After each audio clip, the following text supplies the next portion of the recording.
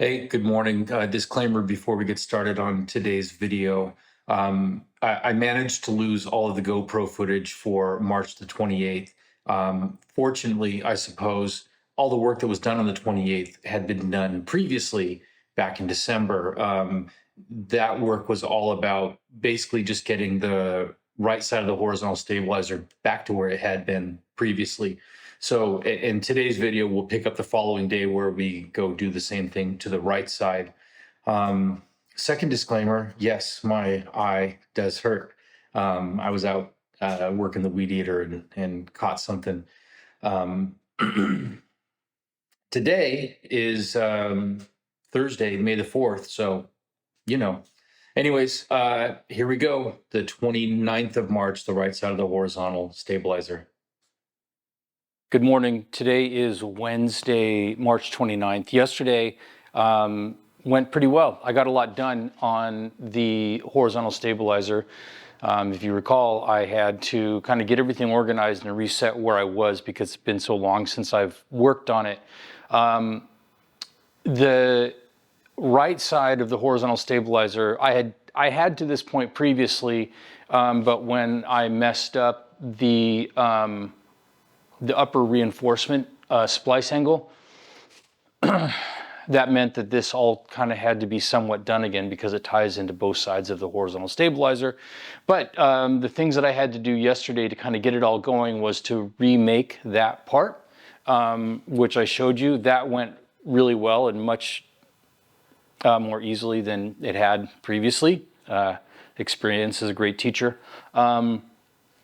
And then prepare the opposing forward spar for the right side of the horizontal stabilizer. So what I'm going to do today, this is all ready to go, ready for deburring and edge finishing and all that good stuff. I'm going to take that all apart and then do the exact same thing to the right side. I didn't get quite as far on the right side, so today will be a little bit more work, but I'm confident that it will go well because I think most of the hard stuff has already been done. Anyways, stay tuned and we'll fire up the GoPro and get after it. So to begin the day, we need to disassemble the right half of the horizontal stabilizer and get that all put away so we can make a nearly mirror image of it with the right half. This is sped up 100 times. This is like a 6.5 hour video file, and there are plenty of coffee breaks and not a lot of original work with respect to the things that we have shown or seen before. So starting to build the skeleton of the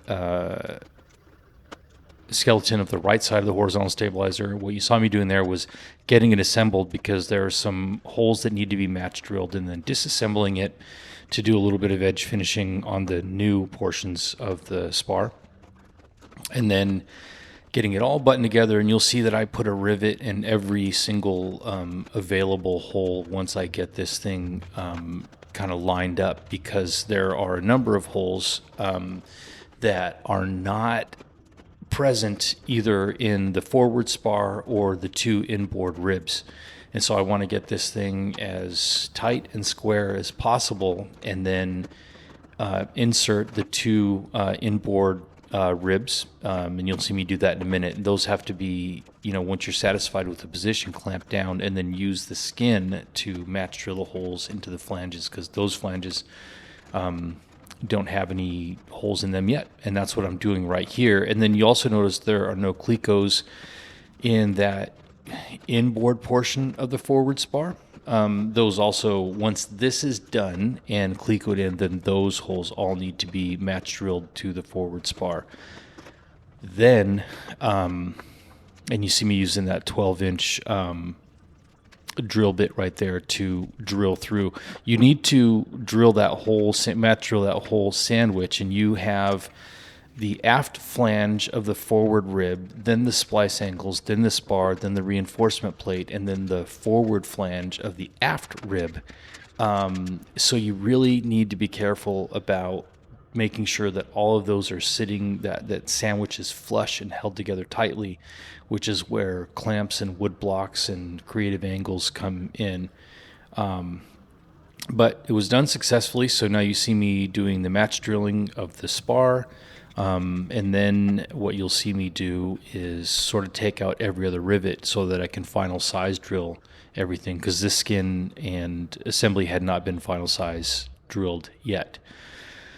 And then once this is done, you'll see me do something kind of remarkable, at least in my experience in building so far, which is I do the whole thing here,